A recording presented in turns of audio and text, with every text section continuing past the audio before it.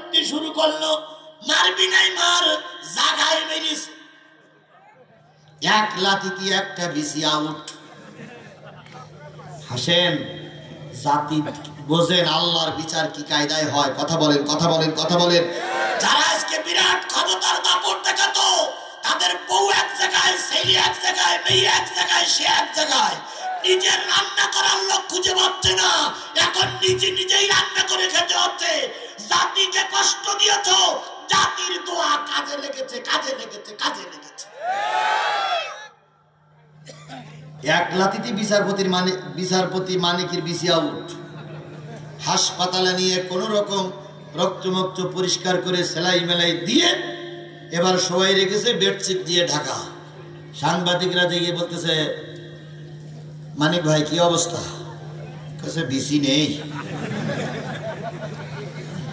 তো কড়া গেল, তো বলছে মনে হচ্ছে একটাই গেছে। তো সাংবাদিকরা বলছে ডাইন পাশেরটা না বাম পাশেরটা? তখন উনি রেগে মেগে বলতেছে, আমার বিসি আউটে তোমার ডাইন কি বাদ, তাই তোমার খোঁজ নিতে হচ্ছে। কথাটা এই জন্য বললাম, বিচার কার হাতে? জোরে বলেন, বিচার কার হাতে? সেই আল্লাহ আজও আছে না নাই? জোরে বলেন, সেই আল্লাহ আজও আছে না নাই? কিসের ভয় করো? ময়দানে নামো। ময়দানে নামার দায়িত্ব তোমার, আর ময়দানে বিজয়ের মালা গলায় পরিয়ে বাবার কাছে ফিরিয়ে আনার দায়িত্ব আমার আল্লাহ। আধারে ভয় পেও না, আধারে ভয় পেও না, আলো আছে আড়ালে, জালিমেরা পালিয়ে যাবে তুমি উঠে দাঁড়ালে। আধারে ভয় পেও না, আধারে ভয় পেও না, আলো আছে আড়ালে, জালিমেরা পালিয়ে যাবে তুমি রাস্তায় দাঁড়ালে। আল্লাহর নবী চারটে দোয়া, চারটে ওয়াজ করলেন। সেই ওয়াজ হচ্ছে কার কাছে কাঁদতে হবে? ইয়াজাহকু কালিলা ইয়াবকু কাসীরা। বেশি বেশি কাঁদো, কম কম হাসো। বেশি বেশি কাঁদলেই আল্লাহ পাক বরকত দিয়ে দেবে। সবাই চলে গেল, নবীর ওয়াজ শেষ হলো। আব্দুল্লাহ ইবনে সালামও চলে গেলেন।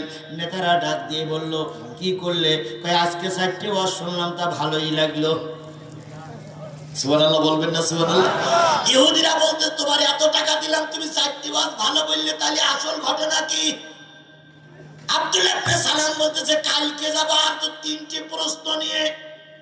পরের দিন আব্দুল্লাহ ইবনে সালাম নবীজির সঙ্গে সাক্ষাৎ করলেন। সালাম করে মুসাফা করে বলতেছে, আপনি বলে আল্লাহর নবী বলে দাবি করতেছেন? প্রথম আব্দুল্লাহ ইবনে সালামের কথা, আপনি বলে আল্লাহর নবী বলে দাবি করতেছেন? আমার নবী বলেন, আমি আল্লাহর নবী দাবিদার নই, আল্লাহ আমাকে নবুয়ত দিয়েই পাঠিয়েছে। আর একটু জোরে বলা যাবে না সুবহানাল্লাহ? তারা জ্ঞানী মানুষ, তারা এরকমই কথা বলে।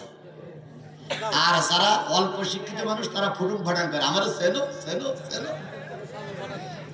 অহংকার করা ঠিক নাই। নবী বললেন, আমি নবুয়তের দাবিদার নই, আল্লাহ আমাকে নবুয়ত দিয়েই পাঠিয়েছে। আচ্ছা, তাই যদি হয়, নবীদের ভিতরে অনেক মুজিজা ছিল, অনেক কেরামতি ছিল, অনেক মুজিজা ছিল।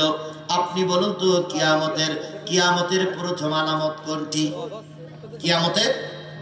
আর আমার আলোচনার বিষয়, ইন্নাল্লাহ ইনদাহু ইলমুস সাআ, নিশ্চয়ই কবে কখন কিয়ামত হবে কে জানে? আর আব্দুল্লাহ ইবনে সালাম নবীর কাছে প্রশ্ন করতেছে, কিয়ামতের প্রথম আলামত কোনটি? 2 নম্বর প্রশ্ন, যদি আপনি আল্লাহর নবী হন, বলুন তো জান্নাতি মানুষের প্রথম খাদ্য কি?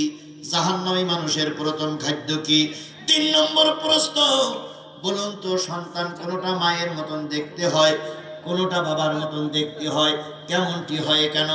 আল্লাহ নবী বলেন, আব্দুল্লাহ ইবনে সালাম, আমি বুঝেছি তুমি একজন আলেম, কিন্তু আমি বুঝতে পেরেছি তুমি আমাকে ঠকানোর জন্যই এসেছো। তবে চিন্তার কোনো কারণ নাই।